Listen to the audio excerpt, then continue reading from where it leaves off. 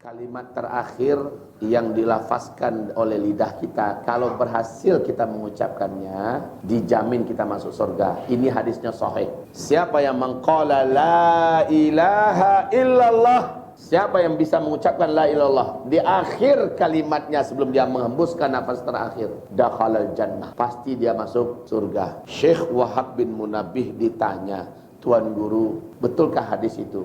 Kata Syekh Wahab bin Munabbih, benar, itu hadisnya sahih, sanadnya adalah seperti ini dan Rasulullah yang mengucapkannya. Di hadis sahih Bukhari, Rasul bersabda, siapa yang semasa hidupnya dia mengilmui makna dan dia mengamalkan isi la ilaha illallah, lalu dia mati, wajabat lahul jannah, wajib untuknya surga. Matinya tak sempat mengucapkan itu doh. Kan ada kadang-kadang orang yang tak sempat mengucapkan la ilaha. Model kita apa? Kita tidur. Nah, kita tidur kan baca doa biasa. Lalu kita meninggal tanpa sempat mengucapkan la ilaha illallah.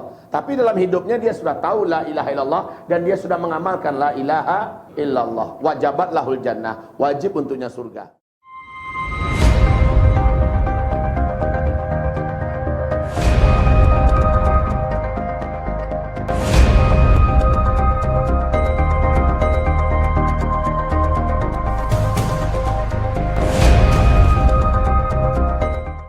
Rasulullah bersabda, kullu ummati yadkhulunal jannah illa man aba. Artinya, seluruh umatku pasti akan masuk ke dalam surga. Kalaulah hadisnya titik sampai di sini, lega dada kita. Sayangnya pakai koma. Illa man aba, kecuali yang tidak mau. Terkejut sahabat dengarnya. Masa iya ada orang yang enggak mau masuk surga? Maka mereka bertanya, qalu wa may ya'ba? Ya Rasulullah, ada yang enggak mau masuk surga? Siapa itu ya Rasul? Kata Rasul, man ata'ani dakhalal jannah, wa man 'asani faqad aba. Orang yang hidupnya mau mengikuti saya, taat kepada saya, ajaran saya yang difanatikinya, dialah umatku yang pasti masuk surga. Wa man 'asani faqad aba. Tapi orang yang hobi ngarang jalan hidup sendiri untuk dirinya, nggak mau diatur oleh ajaran yang saya bawa, itulah umatku yang tidak mau masuk surga. Syarat masuk surga itu adalah ikuti ajaran Rasulullah, taatlah kepada Allah dan kepada Rasul. Titik. Itu saja. Nah sekarang, mari kita dengarkan kisah orang yang sangat soleh. Saking solehnya dia, akhirnya dia diangkat oleh Allah derajatnya selevel dengan para malaikat. Bapak Ibu tahu siapa orang itu? Dia adalah Azazil. Azazil ini kemudian namanya terakhir diganti oleh Allah menjadi iblis. Dalam kitab tafsir Ibnu Katsir, ternyata Azazil ini adalah bangsa jin yang sangat soleh, sangat taat. Tapi ketika Allah ciptakan Adam dan Allah lebihkan Adam berupa ilmu, Azazil ini tidak terima. Allah Maha tahu ada apa yang ada di dalam hati Azazil, dengki. Allah suruh seluruh malaikat termasuk Azazil, sujudlah kamu kepada Adam. Seluruh malaikat spontan langsung sujud, kecuali si Azazil. Lalu Allah bertanya, ma mana'aka alla tasjud id amartuk? Wahai Azazil, yang menyuruh kamu sujud adalah saya. Kenapa kamu tidak taat? Kenapa kamu tidak patuh? Apa jawaban Azazil? Ana khairun minhu. Saya lebih baik daripada Adam. Khalaqtani min nar wa khalaqtahu min tir. Saya ini kan dari api, Adam itu dari tanah liat. Api itu terhormat, di atas, tidak bisa dipermainkan, menerangi. Sementara tanah liat di bawah, bau, diinjak-injak. Masa iya tanah liat sujud pada api? Lalu apa kata Allah? Sombong kau. Engkau enggan menjalankan perintahku. Engkau tidak taat kepadaku. Hai iblis, anta minal kafirin. Kamu telah kafir. Keluar dari surgaku, kata Allah. Sejak itu dendam membara dalam dadu iblis. Sampai hari kiamat, iblis tidak akan pernah masuk surga. Cie kesalahan iblisnya, tidak namuah taat ketika disuruh. Padahal sebelumnya sholat mau, semua yang diperintahkan Allah mau, tapi ketika disuruh sujud dia tidak taat. Inilah yang dimaksud oleh Nabi, seluruh umatku pasti masuk surga kecuali yang tidak taat, tidak mau patuh. Bapak Ibu yang kami muliakan, bagaimana dengan orang sekarang? Disuruh sholat dia tidak mau, disuruh pakai jilbab dia tidak mau, disuruh meninggalkan riba dia tidak mau, disuruh jangan makan riba masih dimakannya. Berapa banyak orang-orang sekarang yang dengan sengaja dia tidak mau diatur oleh Allah. Betul tidak? Dengan sengaja dia benci perintah Allah. Allah berfirman dalam surat Muhammad ayat 8, ayat 9. Alladzina kafaru fata'sal lahum. Orang-orang yang mereka telah jadi kafir, celakalah mereka. wa ahbata a'malahum. Seluruh amalan mereka dibatalkan oleh Allah. Sedekahnya yang hebat, kebaikan-kebaikannya yang hebat dibatalkan oleh Allah. Dzalika bi annahum karihu ma anzalallah. Itu karena ada di antara perintah Allah atau perintah Rasulnya yang mereka benci. Ada yang tidak disenanginya dari syariat Allah, maka batallah keimanannya, kafirlah dia. Dan seluruh amalan yang dia buat dalam hidupnya, seluruhnya tidak dianggap oleh Allah SWT. Persis dengan nasib iblis, Pak. Iblis ketika ada satu saja perintah Allah yang tidak ditaatinya, maka kafirlah iblis. Bapak Ibu sepakat tidak kalau iblis kafir? Apakah Bapak Ibu sepakat kalau iblis dalam neraka jahanam? Ya, dalam Al-Quran jelas-jelas Allah mengatakan iblis itu di dalam neraka jahanam dan siapapun yang mengikutinya selama-lamanya kekal. Bapak Ibu yang kami muliakan, merinding kita melihat nasib umat Nabi Muhammad sekarang. Kenapa? Banyak yang nggak mau diatur oleh ajaran Allah. Nggak mau dia diatur. Baik ajaran Allah dalam rumah tangga, baik ajaran Allah dalam usaha dan bisnis, baik ajaran Allah dalam politik, baik ajaran Allah dalam kesehatan, ajaran Allah dalam masalah seni, dalam masalah budaya, dalam masalah apa saja. Banyak umat Nabi hari ini yang menolak, menurutnya lebih bagus lagi ajaran dari barat, lebih pantas untuk diikuti, lebih layak untuk ditaati. Inna lillahi wa inna ilaihi rajiun. Pantaslah Nabi berkata, umatku yang akan masuk surga dibandingkan umatku yang tidak masuk surga adalah setiap kelipatan 100 orang cuma satu yang di dalam surga. 99-nya tidak masuk ke dalam surga. Sebab apa? Sebab mereka tidak mau mengikuti bulat-bulat ajaran yang dibawa oleh Rasulullah dari Allah Subhanahu wa ta'ala. Tidak mau patuh dia. Ini bahaya Bapak Ibu. Coba lihat Abu Bakar As-Siddiq. Awal dia dibaiat menjadi khalifah. Kerjaan pertama Khalifah Abu Bakar apa Bapak Ibu? Memerangi kaum murtadin. Betul? Kenapa mereka dikatakan murtad? Seluruh sahabat sepakat mengatakan bahwa mereka murtad. Padahal mereka masih bersyahadat, mereka masih sholat, mereka masih puasa, mereka masih mau haji, mereka masih mau melaksanakan ibadah-ibadah dalam Islam. Cuma satu kesalahan mereka. Mereka menolak kewajiban zakat. Dikirim oleh Abu Bakar As-Siddiq, ulama-ulama senior dari kalangan para sahabat, dikirim ke sana, diyakinkan kepada mereka nih ayatnya, nih hadisnya, tetap mereka menolak. Lalu kesimpulan Abu Bakar, mereka telah murtad. Hukum dalam Islam orang yang murtad memang diperangi. Maka dikirimlah pasukan. Satu-satunya orang yang menolak untuk memerangi mereka adalah Umar bin Khattab. Umar datang pada Abu Bakar As-Siddiq, wahai khalifah, tega engkau. Orang yang masih bersyahadat engkau perangi. Orang yang masih sholat engkau perangi. Orang yang masih mau puasa, masih mau haji, engkau perangi. Iya, kata Abu Bakar. Aneh ya Pak ya. Abu Bakar itu terkenal sebelum dia menjadi khalifah hatinya paling lembut. Betul tidak? Umar bin Khattab terkenal sangat garang, sangat ganas. Sikit-sikit diurusnya pedangnya. Nah kali ini Umar bin Khattab yang sangat cemas. Ada darah orang Islam yang mau ditumpahkan. Tapi Abu Bakar, kata Rasulullah, orang yang paling sempurna imannya adalah Abu Bakar. Ini kata Rasul. Nah, sekarang Abu Bakar tegas mengatakan, perangi mereka. Apa kata Abu Bakar kepada Umar? Hai Umar, lau mana'uni iqalan kanu yu'addunaha ila Rasulillah. Kalau sempat mereka menghalangi aku untuk mengambil zakat mereka yang dulu mereka tunaikan ketika Rasulullah masih hidup, walau hanya 1 ekor anak onta, laqataltuhum alaih. Pasti aku perangi mereka. Hai Umar, tidakkah engkau dengar Rasulullah berkata, siapa yang beriman kepadaku mengucapkan 2 kalimat syahadat, lalu dia mendirikan sholat, dia membayarkan zakat, orang yang mau melakukan itu, maka terjagalah darahnya, terjagalah hartanya.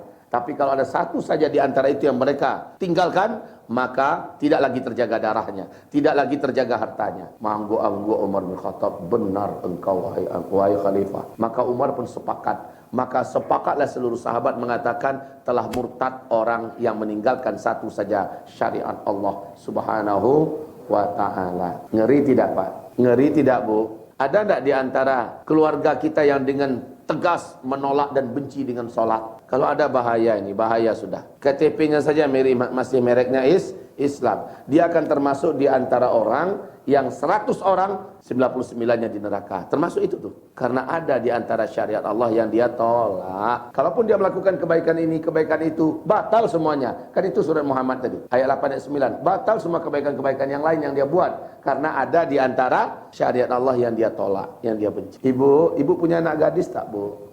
Ibu punya. Anak gadis ibu setelah akil balik kan wajib menutup aurat kan? Wajib menutup aurat. Dia wajib menutup auratnya. Yang aurat itu yang mana? Selain wajah, selain tangan. Nah, ini aurat semua. Sampai kepada mata kaki ini sampai kepada punggung kaki itu aurat. Kalau keluar dari rumah atau bertemu dengan laki-laki yang bukan mahramnya, wajib dia tutup semua kecuali wajah, dan sekarang dia buka-buka. Yang berdosa siapa? Dia berdosa. Terus siapa lagi? Kedua orang tuanya berdosa. Tapi kalau penolakannya, kalau dia tidak pakai jilbab, gara-gara dia benci dengan jilbab, gara-gara dia menolak syariat jilbab, lain lagi hukumnya, dia sudah keluar dari Islam. Tapi kalau dia tidak mau pakai jilbab hanya gara-gara dia merasa kepanasan, malas, saya akan cantik, saya pakai jilbab jadi nggak kelihatan cantik lagi. Kalau hanya itu alasannya, sementara dia akui jilbab itu wajib, maka dia masih muslim. Tapi dia muslim yang fasik. Hanya saja kalau dia tidak mau pakai jilbab karena dia benci dengan jilbab, karena dia benci dengan syariat Allah yang mewajibkan menutup aurat, maka batallah Islamnya. Faham Bapak Ibu? Begitu juga Bapak, ada orang dia tidak sholat, ternyata dia malas sholat, sementara dia yakin dan percaya sholat itu adalah rukun Islam, sholat itu adalah wajib, dan dia tinggalkan sholat. Kadang-kadang dia sholat, kadang tidak. Maka orang macam ini masih dianggap muslim, karena dia masih meyakini sholat itu wajib dan berdosa besar meninggalkannya. Tapi kalau dia meninggalkan sholat karena menganggap sholat itu tidak wajib, atau dia benci dengan sholat, maka lain lagi hukumnya, dia murtad, kafir. Syaratnya menolak dan benci. Ustaz, bagaimana kalau orang melalai-lalaikan sholat? Orang menyia-nyiakan sholat, asal sholat selalu saja malas-malasan, dan biasanya waktunya paling ujung. Udah mau dekat waktu sholat asar baru dia sholat zuhur, udah mau dekat waktu maghrib baru dia sholat asar. Nah, kalau orang macam itu bagaimana ya Ustaz? Maka tempatnya kata Allah dalam Al-Quran di wail. Wailul lil musallin. Apa itu wail? Secara bahasa Arab artinya wail itu adalah celaka. Tapi wail itu adalah sebuah lembah khusus dalam neraka jahanam yang hanya akan dihuni oleh orang-orang tertentu, di antaranya orang yang memain-mainkan sholat. Kadang sholat, kadang tidak. Kalau sholat pun sudah di ujung-ujung waktu, dilaporkan kepada Nabi, ya Rasul, si fulan sholatnya udah dekat, waktu sholat berikutnya baru dia sholat. Sering begitu, sering ya Rasulullah. Maka kata Rasul, fatilka sholatul munafik, itulah ciri khas sholatnya orang munafik, kata Nabi. Kalau sholatnya main-main, main-main gimana? Tak tiktok, tak tiktok, tak tiktok. Salah saya, assalamualaikum. Orang masuk masjid, ada Nabi ketika itu ya, masuk dia masjid, langsung tak tiktok, tak tiktok, tak tiktok, sabanta bana, assalamualaikum, assalamualaikum, assalamualaikum ya Rasulullah, katanya. Rasul tidak mau sambut tangannya. Kata Rasul, kamu ngapain tadi? Saya sholat ya Rasulullah. Kayak gitu sholat? Iya ya Rasul. Ulang balik. Innaka lam tusalli. Salli, innaka lam tusalli. Ulang balik sholat kamu. Tadi itu bukan sholat namanya itu. Selesai dia ulang kali kedua. Assalamualaikum ya Rasulullah. Lagi-lagi Rasul tidak mau menyambut tangannya, dan Rasul tidak mau menjawab salamnya. Itu belum sholat, kata Rasul. Ulang lagi sholat kamu. Kemudian 3 kali dia buat macam itu semua. Terakhir dia nyerah, ya Rasul. Kayak ginilah selama ini saya sholat. Tidak tahu lagi saya ini bagaimana ya Rasul. Maka kata Rasulullah SAW, dengar baik-baik. Sholat itu kamu berikan hak-haknya. Kamu bacalah bacaan yang benar. Dan kamu bergeraklah sampai tenang seluruh anggota tubuhmu, baru berpindah kepada gerakan yang lain. Baik. Jadi tempat orang yang sholat macam itu di neraka wail. Orang yang menunda-nunda sholat dengan sengaja, hanya gara-gara nonton TV, hanya gara-gara main bola, main futsal, main bulu tangkis, dengan sengaja dia tunda sholat. Itu pun ketika sholat malas-malasan, cepat lagi, nggak pakai zikir. Allah firmankan bahwa ciri khas orang munafik, selepas sholat dia nggak zikir. Orang yang beriman sholatnya itu zikir sempurna, selesai. La yadhkuruna Allah illa qalil. Idza qamu ila sholati qamu kusala. Kalau mereka sholatnya malas-malasan. Dan kalau mereka sholat, habis sholat itu la yadhkuruna Allah, mereka tidak berzikir, langsung pergi. Ini ciri khas sholatnya orang munafik. Masya Allah. Mudah-mudahan kita tidak seperti itu lagi. Kalau pernah seperti itu, Allah ampuni tobat kita kalau kita tobat. Berubahlah kita ya. Ternyata syarat masuk surga adalah menerima seluruh ajaran yang diajarkan oleh Rasulullah, yang Rasul terima dari Allah Subhanahu wa taala. Itulah syarat masuk surga. Jangan ada satu saja syariat Allah yang kita tolak. Jangan ada satu saja perintah Allah yang kita tolak. Menolaknya nasib kita sama dengan iblis. Lanatullah alaihi. Makanya Bapak Ibu, kalimat terakhir yang dilafazkan oleh lidah kita, kalau berhasil kita mengucapkannya, dijamin kita masuk surga. Ini hadisnya sahih. Siapa yang mengqala la ilaha illallah, siapa yang bisa mengucapkan la ilallah di akhir kalimatnya sebelum dia menghembuskan nafas terakhir, dakhalal jannah, pasti dia masuk surga. Syekh Wahab bin Munabbih ditanya, Tuan Guru, betulkah hadis itu? Kata Syekh Wahab bin Munabbih, benar, itu hadisnya sahih, sanadnya adalah seperti ini dan Rasulullah yang mengucapkannya. Di hadis sahih Bukhari, Rasul bersabda, siapa yang semasa hidupnya dia mengilmui makna dan dia mengamalkan isi la ilaha illallah, lalu dia mati, wajabat lahul jannah, wajib untuknya surga. Matinya tak sempat mengucapkan itu doh. Kan ada kadang-kadang orang tak sempat mengucapkan la ilaha. Model kita apa? Kita tidur. Nah, kita tidur kan baca doa biasa. Lalu kita meninggal tanpa sempat mengucapkan la ilaha illallah. Tapi dalam hidupnya dia sudah tahu la ilaha illallah dan dia sudah mengamalkan la ilaha illallah. Wajabat lahul jannah. Wajib untuknya surga. Ada aja orang sedang jalan-jalan lewat di bawah gedung tinggi yang sedang dibangun. Jatuh paku ke kepalanya. Mati dia langsung. Tak sempat mengucapkan la ilaha illallah. Atau tapijak ranjau, bom, langsung meledak. Tak sempat dia mengucapkan la ilaha illallah. Tapi semasa hidupnya dia sudah mengilmui arti daripada la ilaha illallah dan sudah mengamalkannya. Wajabat lahul jannah. Wajib untuknya surga. Sekarang pertanyaannya, apa sih la ilaha illallah yang harus diilmui? La ilaha illallah itu kalau selama ini kita baca terjemahannya di bahasa Indonesia ambar artinya. Tidak ada Tuhan selain Allah. Kan begitu kan?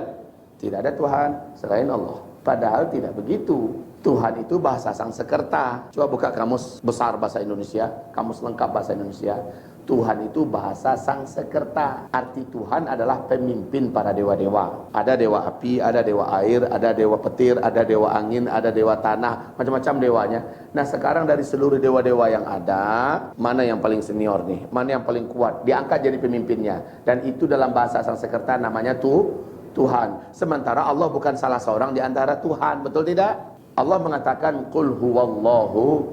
Allah itu ahad, satu-satunya, dia yang menguasai semua.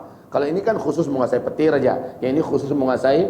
Kalau Allah tidak, semuanya Allah yang kuasai, Allah yang miliki, Allah yang ciptakan semua. Maka Allah itu bukan Tuhan. Jadi kalau diartikan tidak ada Tuhan selain Allah, ngawur itu. Namun kita tidak usah jadikan ini polemik ya. Di luar sana kalau ada orang mengatakan tidak ada Tuhan selain Allah, biarkan saja. Mereka tidak musyrik kok. Kan yang mereka maksud hanyalah Allah seorang. Kan begitu kan? Jadi tidak usah kita polemikkan ini di luar. Hanya kita yang udah ngerti, kalau bisa kita hindarkan menyebutkan Tuhan. Ya ilahi ya Rabbi. Begitu contohnya. Ya, selama ini ya ilahi wa ya Allah ya Tuhanku. Kan begitu kan? Sekarang wah ya Allah ya Rabbi. Kita robah saja. Namun kalau ada orang mengucapkan Tuhan, nggak usah kita polemik, biarkan saja. Dia masih memaksudkan Tuhan itu hanya Allah satu saja. La ilaha illallah. La itu bahasa Arab. Dalam bahasa Arab la itu artinya adalah satu. La linnafi. La untuk mengatakan tidak. La untuk mengatakan tidak. Umpamanya ana la asyrab, saya tidak minum. Ana la akul, saya tidak makan. Itu arti la, menyatakan tidak. Yang kedua arti la adalah nahi, melarang. La taqrabuz zina, jangan kamu mendekati zina. La tasyrabul khamra, jangan kamu minum khamar. La itu artinya tidak. Apa itu? Larangan. Larangan. Arti la yang ketiga hadam, hancurkan. La sonama fil Ka'bah, tidak boleh ada patung di dalam Ka'bah. Tidak boleh ada artinya kalau ada hancurkan, kan begitu kan? Kalau ada singkirkan, sirnakan. Itu arti la yang ketiga. Ilah artinya apa? Ilah bahasa Arab juga. Arti ilah itu dalam kamus bahasa Arab artinya adalah al-ma'bud bihaq, yang paling berhak disembah. Itu arti ilah, yang paling berhak disembah.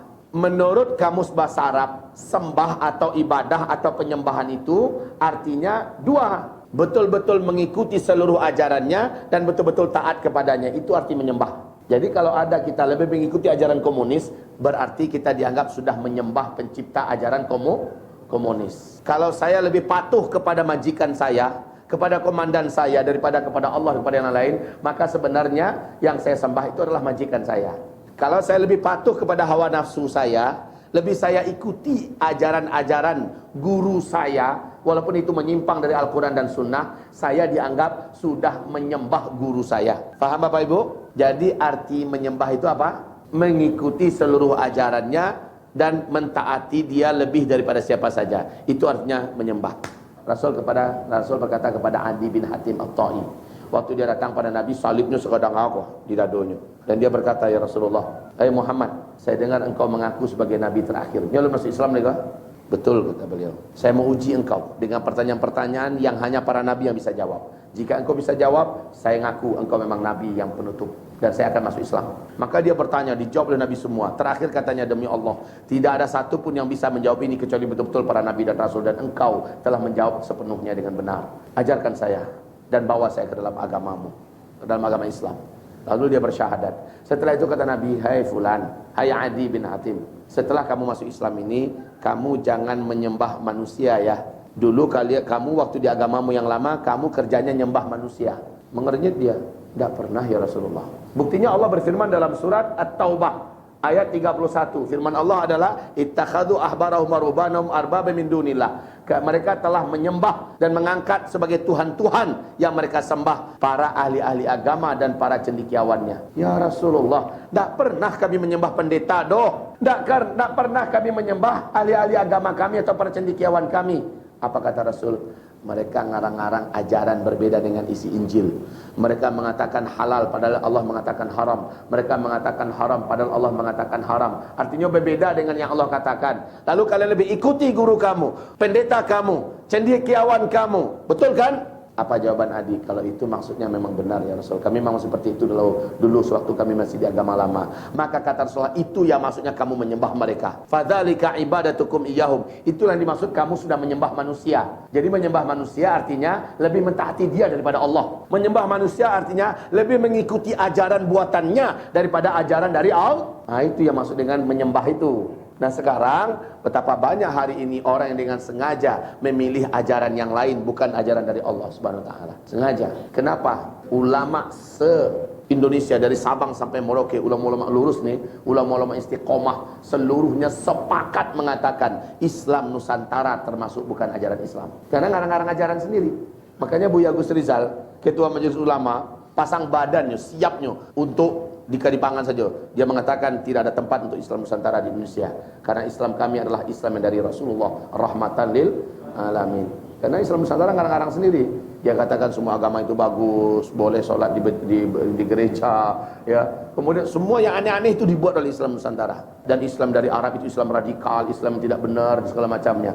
Itu kan sudah aneh-aneh itu. Ini termasuk di antara ajaran buatan makhluk, mengatasnamakan Islam. Maka kita wajib menolaknya. Kan ada la tadi. La artinya menidakkan, kalau ada dilarang ya, dan juga disirnakan, ya kan? Nah sekarang la ilaha illallah itu diawali dengan apa? Asyhadu. Asyhadu juga bahasa Arab. Arti asyhadu itu selama ini hanya diambil sepotong saja dalam bahasa Indonesia. Aku bersaksi. Terlalu lemah. Arti asyhad itu bahasa Arabnya ata'ahadu, aku berjanji. Ahlifu, aku bersumpah. Baru a'tarifu, aku bersaksi. Berjanji, bersumpah, bersaksi. Nah selama ini kan hanya aku bersaksi saja kan.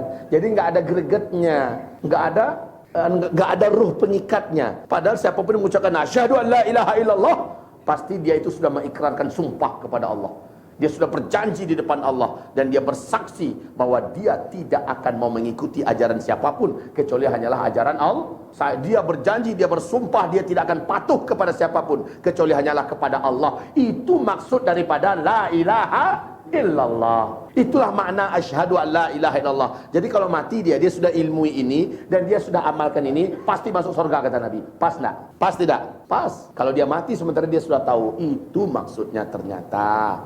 Masya Allah. Kalau begitu Allah berkata dalam Al-Quran, afara'aita man ittakhadha ilahahu hawa.